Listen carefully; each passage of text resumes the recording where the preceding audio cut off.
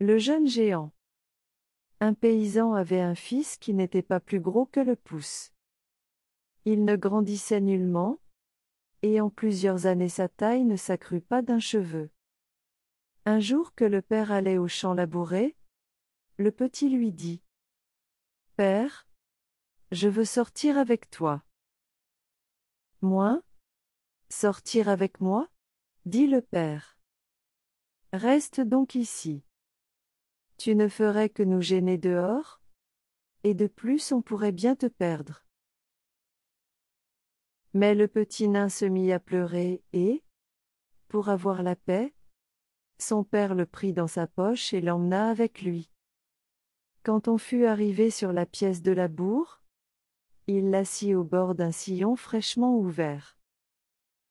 Comme ils étaient là, parut un grand géant qui venait de l'autre côté des monts.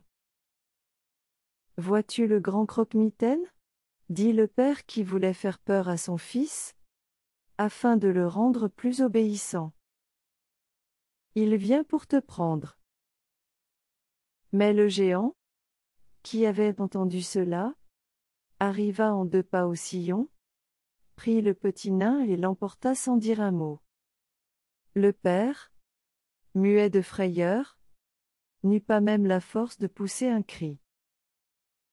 Il crut son enfant perdu, et n'espéra pas le revoir jamais.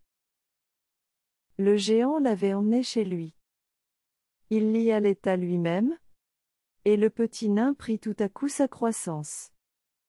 Il grandit et devint fort à la manière des géants. Au bout de 2 ans, le géant alla avec lui dans le bois, et pour l'éprouver il lui dit : « Cueille-toi une baguette. » Le garçon était déjà si fort qu'il arracha de terre un jeune arbre avec ses racines. Mais le géant jugea qu'il avait encore des progrès à faire, et, le remmenant avec lui, il l'allaita encore pendant 2 ans. Au bout de ce temps, sa force avait tellement augmenté qu'il arrachait de terre un vieil arbre. Ce n'était pas assez pour le géant, il l'allaita encore pendant 2 autres années, au bout desquelles il alla au bois avec lui, et lui dit : « Cueille-toi un bâton de grosseur raisonnable. »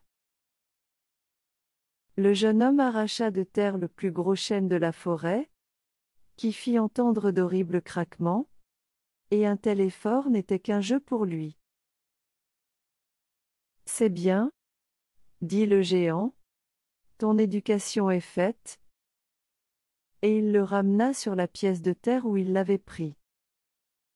Son père était occupé à labourer quand le jeune géant l'aborda et lui dit : « Eh bien, mon père, votre fils est devenu un homme. » Le paysan effrayé s'écria : « Non, tu n'es pas mon fils. Je ne veux pas de toi. Va-t'en. » « Moi ? Oui, je suis votre fils. Laissez-moi travailler à votre place, je labourerai aussi bien et mieux que vous. » « Moi ? Non, non. Tu n'es pas mon fils, et tu ne sais pas labourer. Va-t'en. » Mais comme il avait peur du colosse, il quitta sa charrue et se tint à distance. Alors le jeune homme, saisissant l'instrument d'une seule main, appuya dessus avec une telle force, que le soc s'enfonça profondément en terre. Le paysan ne put s'empêcher de lui crier : « Si tu veux labourer, il ne faut pas enfoncer si avant. Cela fait un mauvais travail. » Alors le jeune homme détela les chevaux, et s'attela lui-même à la charrue en disant à son père : « Allez à la maison et recommandez à ma mère de m'apprêter un dîner copieux. Pendant ce temps-là, je vais achever de labourer cette pièce. » Le paysan, de retour chez lui, transmit la recommandation à sa femme. Quant au jeune homme, il laboura le champ, qui avait bien 4 arpents, à lui tout seul.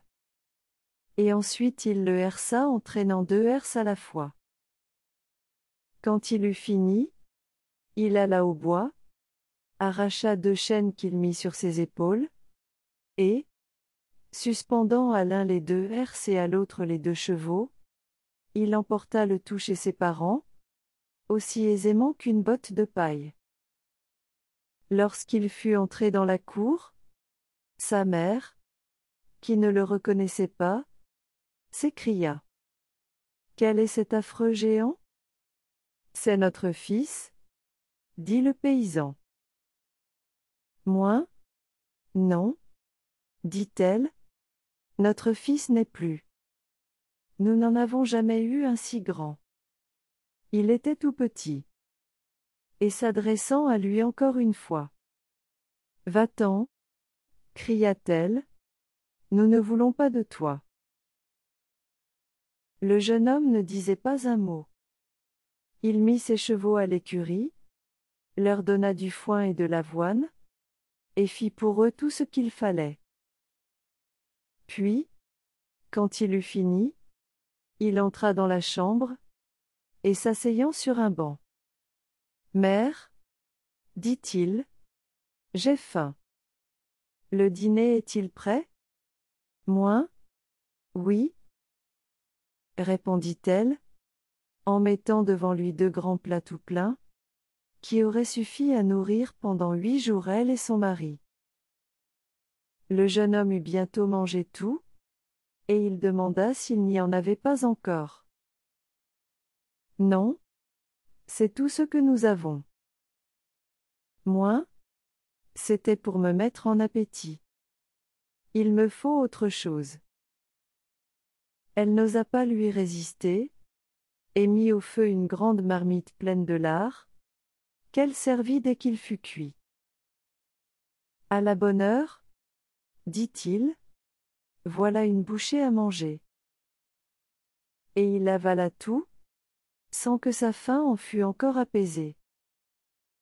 Alors il dit à son père. « Je vois bien qu'il n'y a pas chez vous de quoi me nourrir. Procurez-moi seulement une barre de fer assez forte pour que je ne la brise pas sur mon genou, et je m'en irai courir le monde. » Le paysan était ravi. Il attela ses 2 chevaux à sa charrette, et rapporta de chez le forgeron une barre de fer si grande et si épaisse, que c'était tout ce que les chevaux pouvaient porter. Le jeune homme la prit, et ratch. Il la brisa sur son genou comme un fœtus et jeta les morceaux de côté. Le père attela 4 chevaux, et rapporta une autre barre de fer qu'ils avaient peine à traîner. Mais son fils la brisa encore sur son genou en disant.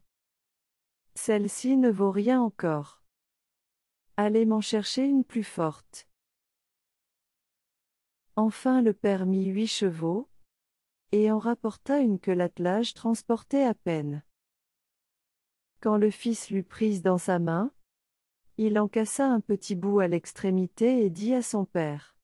« Je vois bien que vous ne pouvez pas me procurer une barre de fer comme il m'en faut.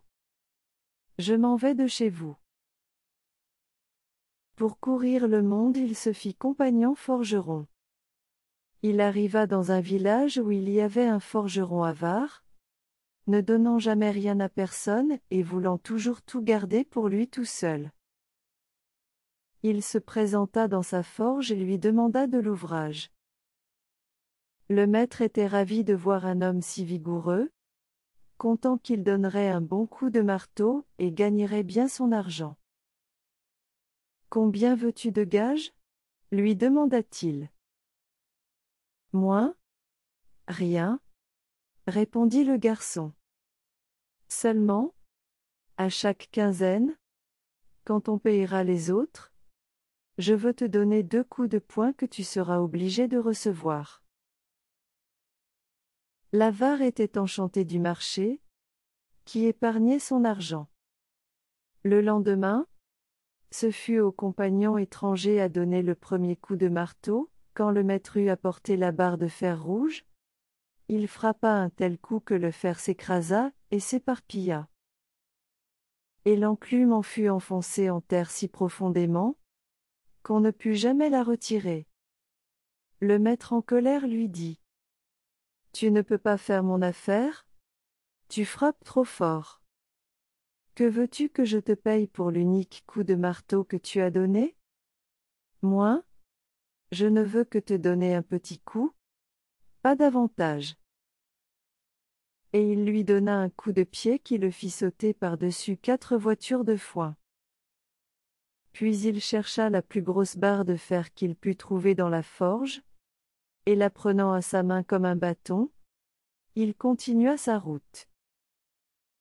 Un peu plus loin il arriva à une ferme et demanda au fermier s'il n'avait pas besoin d'un maître valet. Oui, dit le fermier, il m'en manque un. Tu m'as l'air d'un vigoureux gaillard, qui entend déjà la besogne. Mais combien veux-tu de gages? Il répondit qu'il ne demandait pas de gages, mais le pouvoir de donner tous les ans au fermier 3 coups que celui-ci s'engagerait à recevoir. Le fermier fut ravi de ce marché, car c'était encore un avaricieux. Le lendemain matin il fallait aller chercher du bois dans la forêt. Les autres valets étaient déjà debout, mais notre jeune homme était encore couché dans son lit. Un d'eux lui cria: Lève-toi, il est temps. Nous allons au bois, il faut que tu viennes avec nous. Allez devant, répondit-il brusquement, je serai encore de retour avant vous. Les autres allèrent trouver le fermier et lui racontèrent que son maître valet était encore couché, et ne voulait pas les suivre au bois. Le fermier leur dit d'aller l'éveiller encore une fois et de lui donner l'ordre d'atteler les chevaux.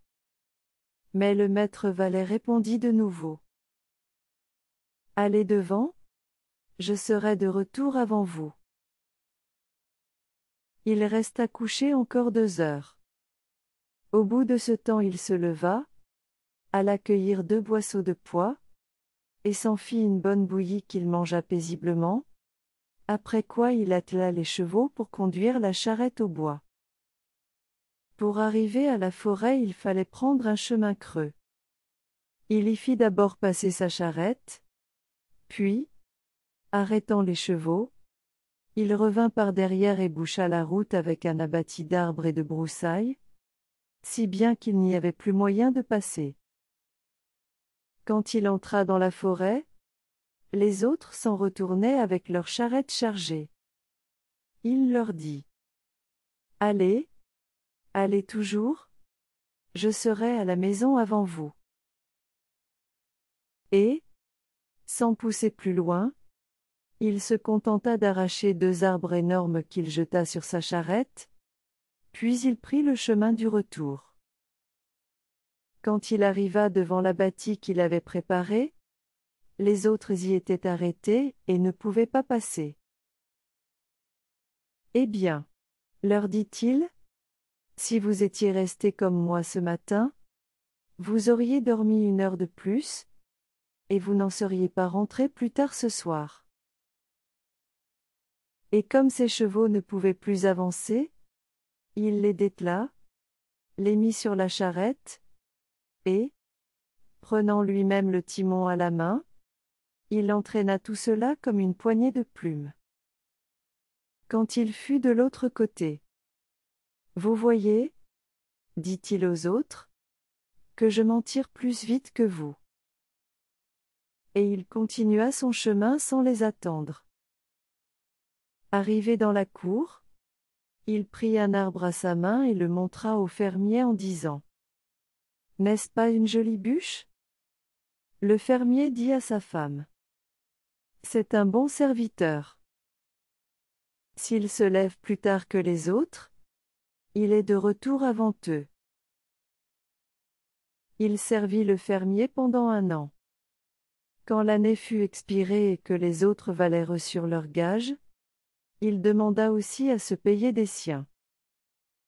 Mais le fermier, terrifié de la perspective des coups à recevoir, le pria instamment de lui en faire remise, lui déclarant qu'il aimerait mieux devenir lui-même son valet, et le faire fermier à sa place.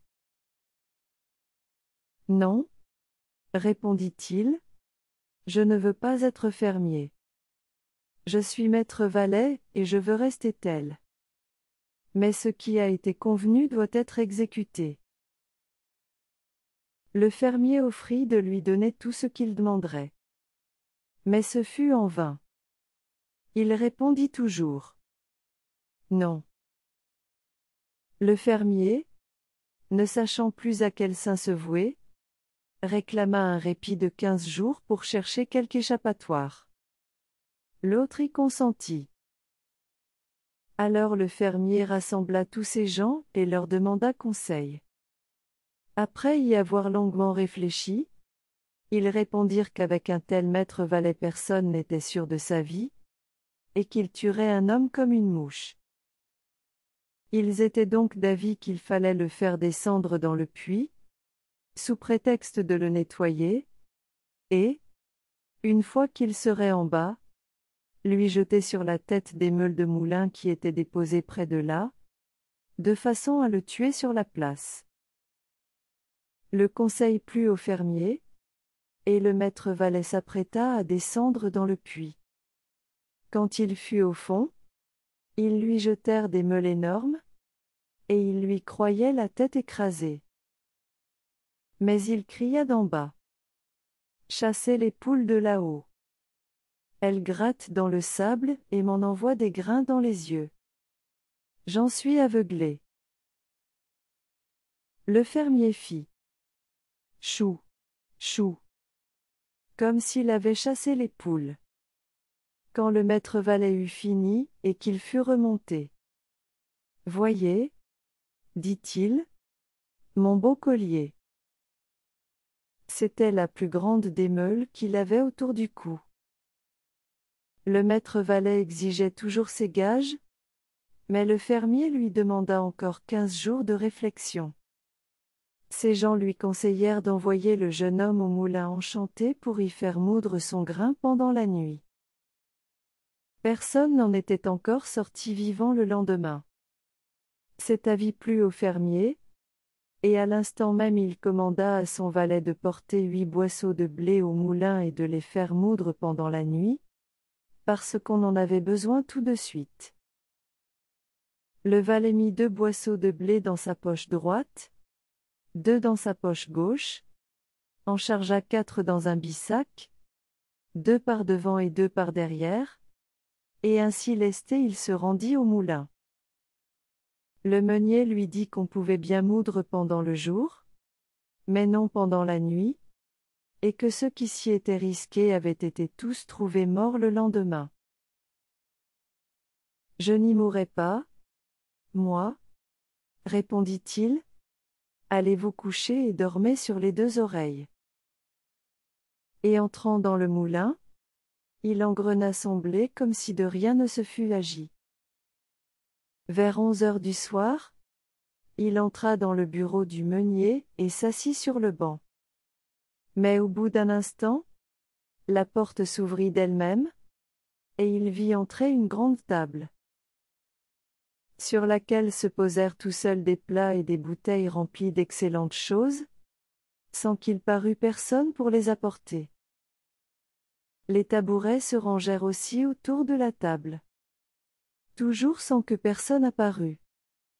Mais à la fin le jeune homme vit des doigts, sans rien de plus, qui chargeaient les assiettes et s'escrimaient dessus avec les fourchettes et les couteaux.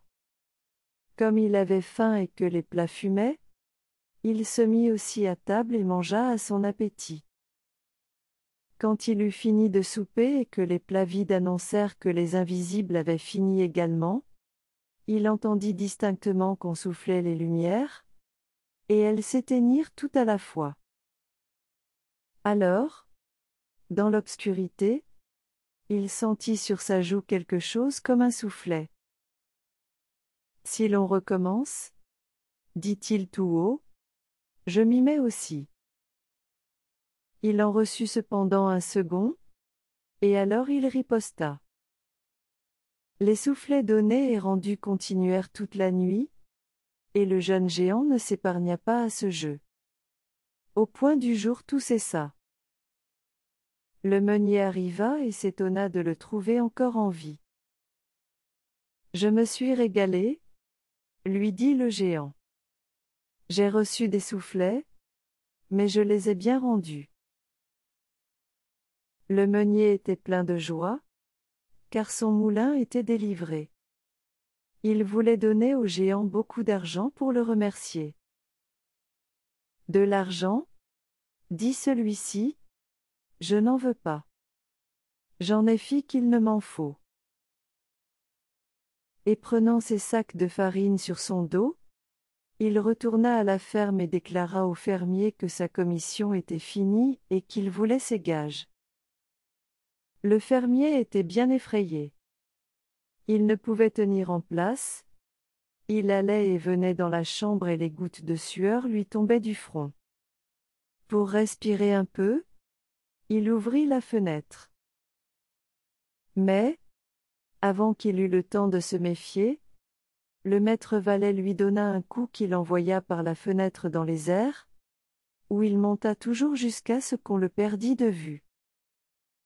Alors le maître valet dit à la fermière: « À votre tour, le second coup sera pour vous. » « Moi?